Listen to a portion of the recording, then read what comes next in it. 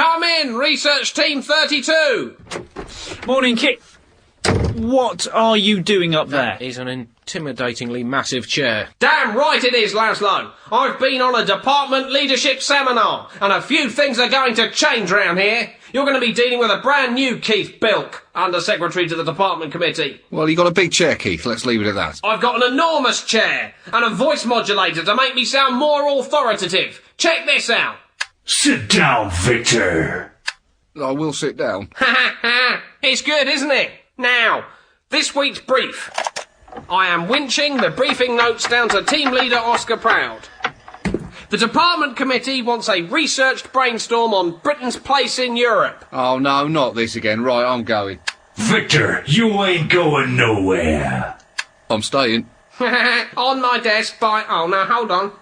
On my desk by six punks, or I open a can of freaking whoop-ass. And may I remind you... Sorry, may I remind you that every department employee will be compulsorily attending the Mass Attention Span Experiment tonight in the Focus Testing Hall. No way. What you say? I can't come, I've got to... It's a three-line whip, assholes. Briefing meeting Terminated. Oh, no, I'll have to phone tech support now to fix this button. The Department. Far from the gaze of an unsuspecting public and untouched by the tentacles of Westminster, the Department has been secretly running the country since I cannot begin to explain quite how classified that information is. Deep within its labyrinthine headquarters works a dedicated three-man think tank. Oscar Proud, qualified pilot of the historical mumbo-jumbo.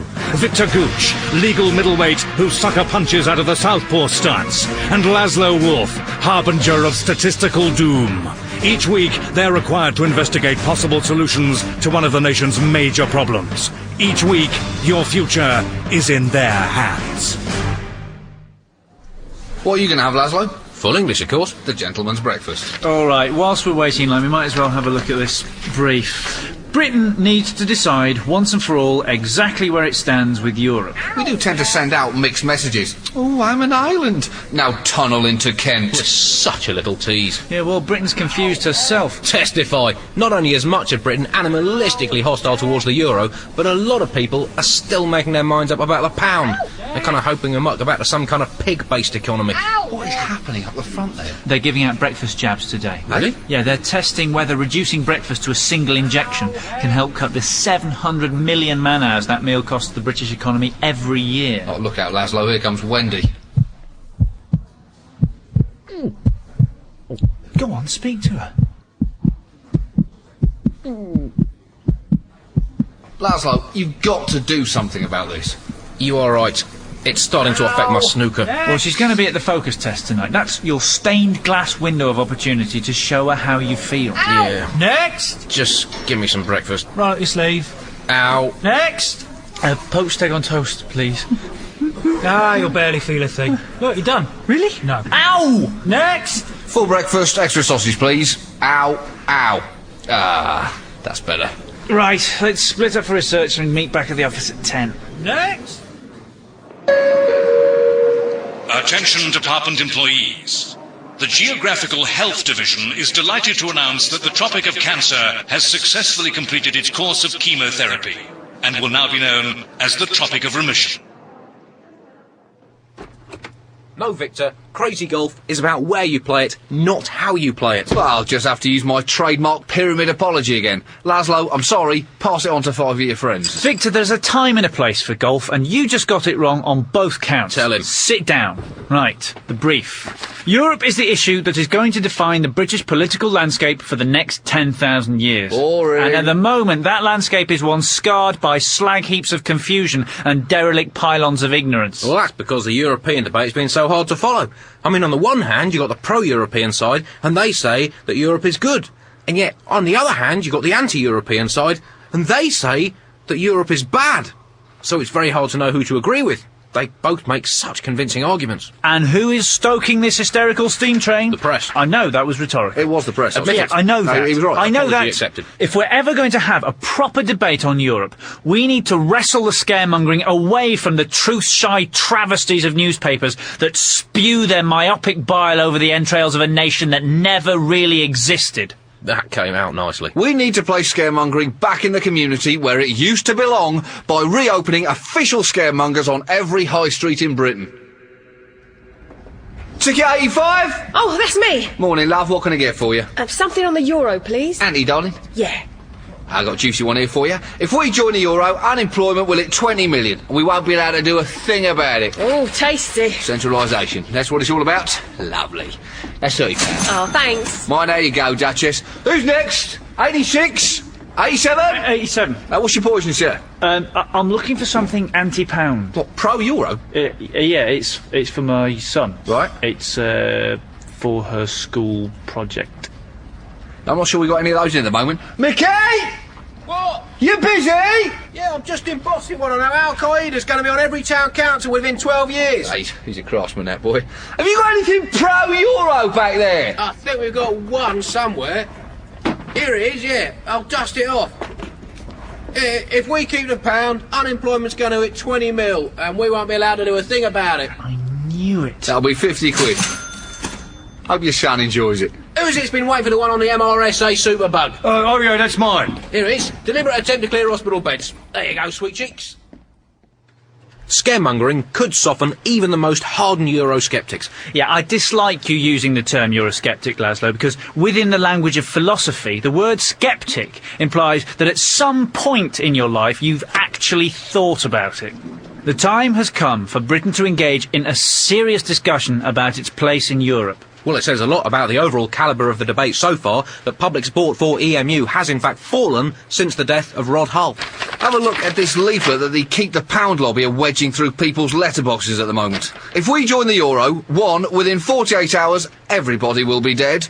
2, we won't be allowed to fight a war, even if we really want to. And 3, if your child falls below certain European height stipulations, it will be reclassified as a dog. The Europe debate is stuck. Most people's opinion on Europe is entirely dictated by how pretty their French exchange partner's mother was. Well, we need to get to them much earlier. If we ever want Britain's children to grow up properly informed about the EU, we must introduce them to all sides of the European issue at a chillingly impressionable age. Now it's time for some more in-depth political playtime as we take another trip to see our opinionated little friends Porky the Imperialist Pork Pie and Neil the Croissant. Neil the Croissant And Porky the Pork Pie, we never see eye to eye. Hello, Porky. Hello, Neil. Hello, children. Porky, as an imperialist pie, what do you think about Britain's future in Europe?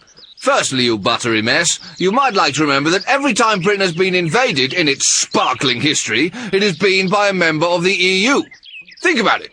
The Romans, EU. The Normans, EU. The Vikings, mostly EU. And, of course, Argentina, who had a crack at us in 1982 and fortunately missed by 15,000 miles. Argentina's not in the EU. They are basically Spain. Oh, you are a hopelessly reactionary pie, Porky. Shut your face, you bendy abomination. I've got a good mind to whack you with my stick.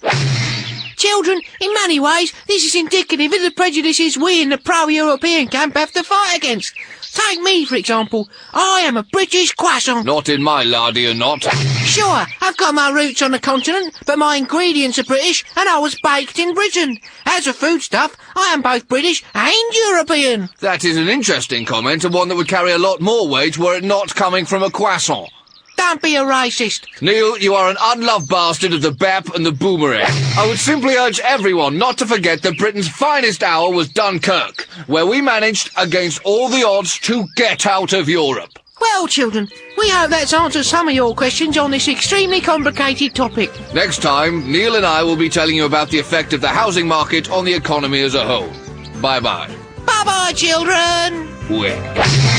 Neil the Croissant And Porky the Pork Pie, we never see eye to eye. It'll be the latest playground craze. Well-informed discussions about Europe will be the new yo-yo. We need to make adults more aware of Europe as well, so maybe all British taxpayers should be forced to go on a 2-week grown-ups exchange scheme. They'd already tried it. They sent a guy from Blackpool on an exchange to Eastern Europe, but he turned up at Dover 9 days later hanging on to the bottom of a lorry. Look, football has proved that British people can learn to love and even accept Europeans as long as they bring them silverware and tackle back. Exactly. So if we had a few more high-profile continentals taking on the top jobs in British public life, we'd begin to appreciate the positive contribution Europe can make to our country. Ladies and gentlemen, I'm delighted to unveil our new Chancellor of the Exchequer, Vittorio Pozzo. Hello. Hello. He brings a wealth of top-level European experience to the government, and his record as Deputy Finance Minister in both Italy and Spain speaks for itself. Now, Vittorio will answer a few of your questions. Yes, you first. Green shirt. Mr. Pozzo, are you excited to be coming to run the British economy?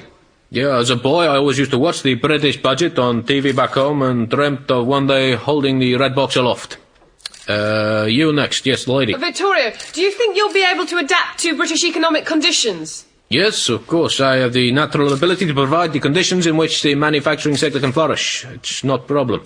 You, glasses, you. The Governor of the European Central Bank says you will struggle to inspire the British financial services industry. Oh, you can say so if you want, I don't care. Yeah, maybe you say I'm a bit arrogant, but I am a brilliant macroeconomist. Low inflation, high productivity, that's my game. Very simple. See you later.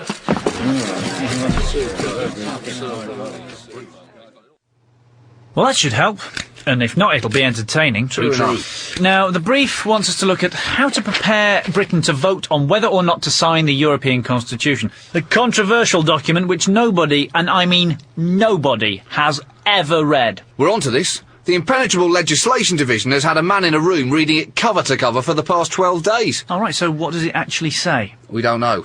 His wife and children are by his bedside. It doesn't look good. I've always said, if you can't say something in under 60 pages, don't bother saying it at all. You must have read the start of a lot of books. Well, we need to bring the Constitution to life. Put it in a format that entertains and engages Britain's apathetic voters. You know what I'm talking about. Yes, I do. A crossword-based Two TV leopards game fighting show. each other in a cage. That's right. Build an EU Constitution theme park. Welcome to European Constitution Land, where all your integrationist dreams come true. I'm Helen. I'm your official guide. If you look to your right, you'll see one of our star attractions, the 60-foot double majority veto water flume. Don't forget to pull your veto handle if you don't want to get wet. Well, it looks like the anti-splash lobby were outnumbered that time. We're now passing the popular spectre of immigration ghost train. Look out for those swarthy Bulgars from the new accession states. I'm moving in next door to you. Give me benefits. That's what I am here for. Benefits. Not one for the easily incensed, that. Oh, hold on. Who have we got here? Hello! It's Constitution Land's favourite resident, Lionel, the single EU legal personality. Hello! I can sign international treaties on behalf of all member states. Hello! Lionel can tell you all about the legal implications of the new constitution. My limitations are stipulated. Hello! Hello, Lionel. Hello! Hello. You can see Lionel in the parade with all the other sub-clauses at 2:30. And finally, our constitutional roller coaster, Federophobia. Its unique double loop-the-loophole will take you through all the ups and downs of bringing the continent closer together. It's as safe as anyone can reasonably expect it to be. So do enjoy your day at Constitution Land. And if you get hungry, try something from the food court, where the representation of the cuisines of our member states is, of course, digressively proportional. Brilliant! Tag on a gift shop, adequate motorway access and free parking, and I'm telling you, they'll be queuing back to Junction 16. Right, lunch. Oh, crap. We're already late. Oh, we'd better shift. It's shoot your own dinner day in the food morality dome. Bring a weapon. Attention department employees. If anyone knows whether or not we have an espionage division, could you please inform the counter-espionage division who are looking for them? Oh no, we're too late. It's only vegetarian left. Salads all round then.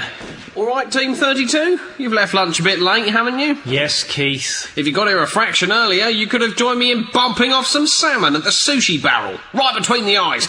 Delicious. Keith, isn't this whole scheme supposed to make you think about the ethics of how your food gets to your plate? I'm comfortable with my place in the food chain. Top rung. Yum. I trust you will all be compulsorily attending this evening's attention span experiment? Mentally, I'm already there. What am I going to be enduring, Keith? Me, reading stuff out. What are you going to be reading to us, Keith? The collected speeches of Malcolm X. Always been a hero of mine. Toodlepip. Brave choice. Right, let's shoot us some Waldorf. Great. Now, Laszlo, read tonight's attempted woo of Wendy. I've ferreted out a few clues which might assist you in launching HMS The Future Mrs. Wolfe. Tell me everything you know about her or I'll rip your balls off. Likes, fire, danger and stuntmen. Dislikes, one-day cricket. Oh, me too. It has none of the narrative intricacies of a 5-day test. What a woman. So how are you going to win her over? I'll do whatever it takes. Right, let's finish slaughtering our greens and then swing by the speculation division. They've been running some simulations for me on how joining the euro will affect Britain. I'm going to give this vinaigrette hell. Look at me! Look at me, you oily coward! You're going to die! Look at me! Now, they've set up the simulator to show us what might happen if Britain joins the euro. 3D glasses on, seatbelts down, I'll fire it up.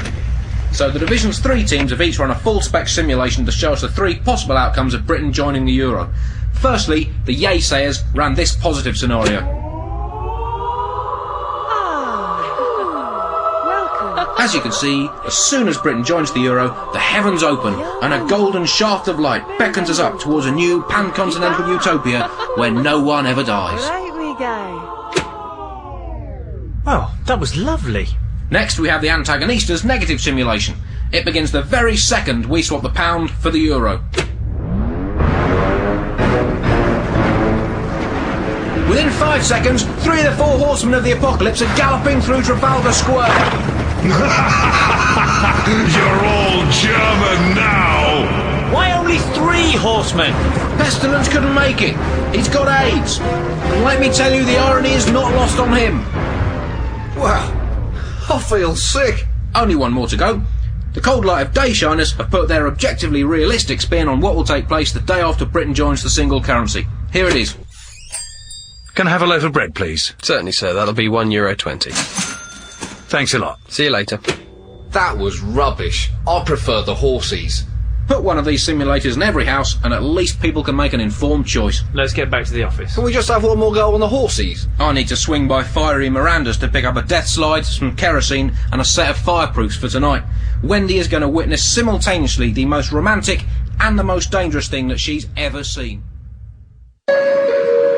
Attention department employees. The Judicial Punishment Division's Biblical Justice Branch reluctantly announced that, due to the increasing compensation settlements being awarded to the families of those who are burning in eternal damnation, God will be phasing in a more flexible sentencing policy.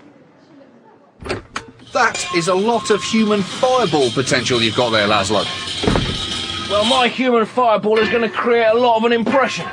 Well, let's hope she appreciates it. Now, the brief wants us to take a look at what alternatives Britain has to European integration. Now, there are still innumerable family squabbles over whether or not Britain is actually part of Europe at all.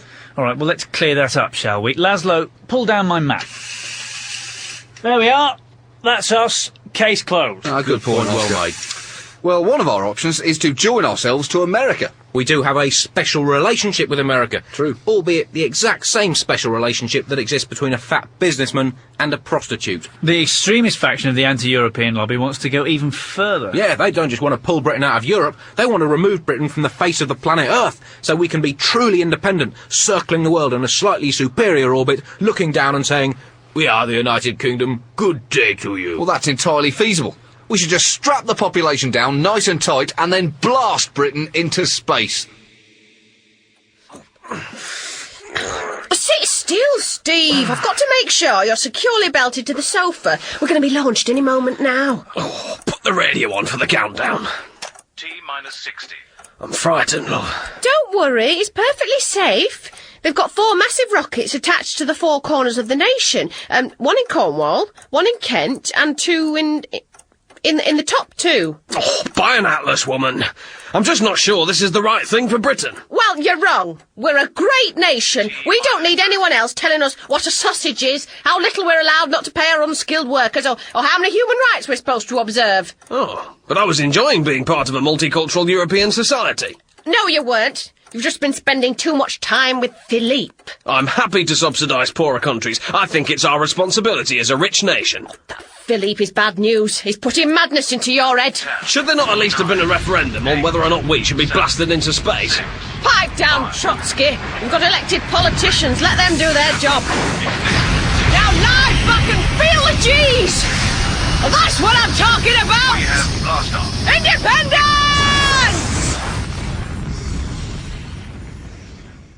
That is far too dangerous. There's much too high a risk of collision in orbit. With what? Bolivia. When they gained independence from Spain in 1825, they catapulted themselves into the upper stratosphere. No one noticed for 90 years, and when they did, they were too embarrassed to tell anyone. What's there now? Cardboard cutouts. Poke a Bolivian, and he will fall over. Now that is true.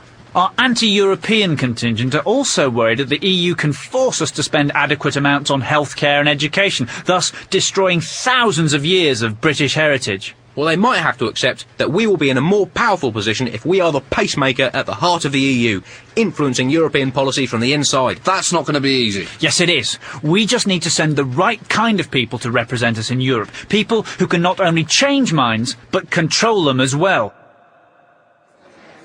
No, I'm sorry. The Greek government demands that the maximum working week must remain no more than 48 hours. Can I just interject? The British Foreign Minister?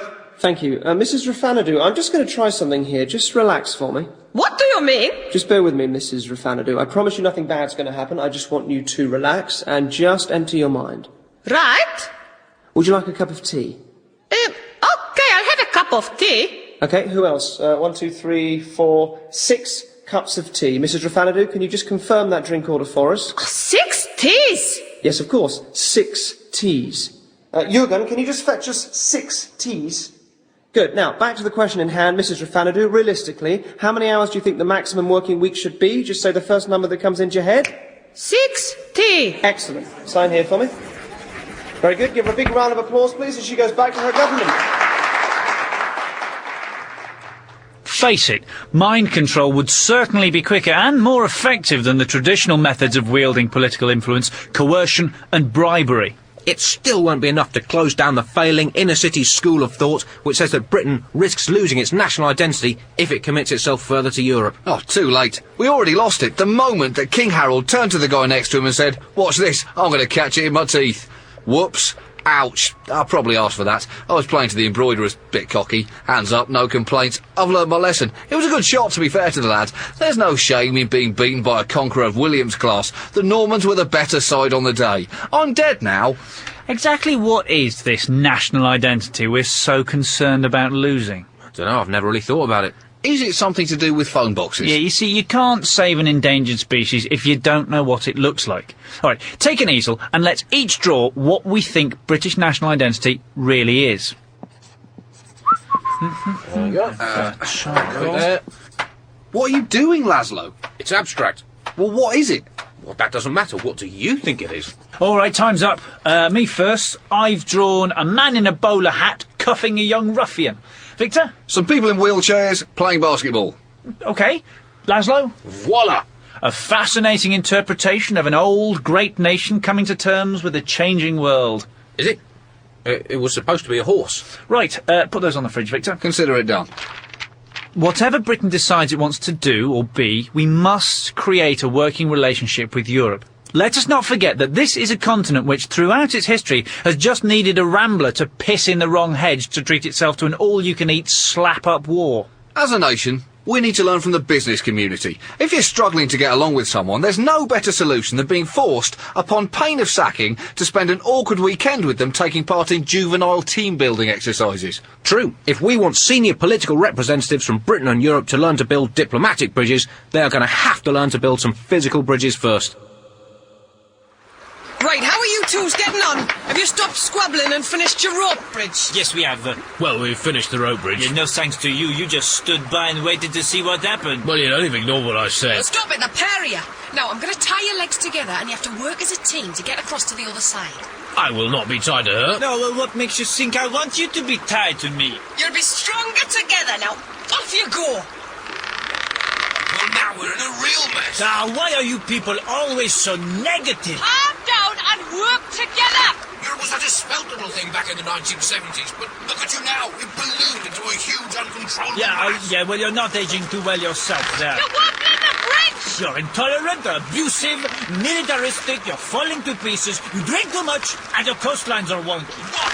If it wasn't for us, you'd all be speaking German. Oh, for goodness sake, swim back here. Get your legs, you fool. Okay. You wife. Hold on to each other. You can make it. You're the thrill going here. Keep it up. We're nearly there. Grab hold of the bank. Got it. Now, up we come. Oh, we made it. You are the worst students I have ever had. Oh, shut up. Shall we go for a drink? Love to. How about a glass of one of your wonderful wines? Nothing unites people more adhesively than the mutual loathing of a third party. Let's call that a good day's work. Well done, team. Yes, well done. So, disc in the chute there, Laszlo. Well, Laszlo, tonight's the night. It is Wendy o'clock. Can you hear the chimes? Are you ready? Emotionally, no, but practically, yes. Have a look at this. If death sliding across the auditorium in a ball of flame in itself doesn't capture Wendy's heart, then how could she possibly resist these fireworks blasting off my belt to spell her name in Morse code? Could you not just write her a poem? It would have to be a pretty flammable poem to match this Molotov cocktail of love. Let's go and ignite a romantic inferno. We are all black people, so-called Negroes, second-class citizens, ex-slaves. Wasn't Malcolm X a bit more inspiring than this? Oh, come on, Laszlo, where are you? He'll be here. Romance is all about the timing. This'll be him. We have a common enemy. The what?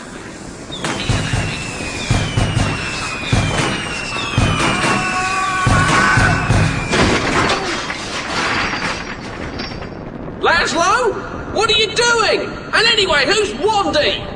Wendy! She's not even here, you idiot! What? She's in sick bay with lead poisoning! Oh, can someone go and get her before I burn out? Oh, put him out! Roll around, Laszlo! Could one of you two at least tell her about what I did this day? Why? What did you do? In Baghdad, back in, I think, 1954, was the first unity meeting in centuries of black people. The Department was written and performed by Chris Addison, John Oliver and Andy Zaltzman, with Peter Dickson, Matthew Holness and Lucy Montgomery. Darren Brown persuaded himself to appear. Produced by Richard Grocock and John Naismith. The Department is an Avalon production for BBC Radio 4. Don't look at me, it's not my problem.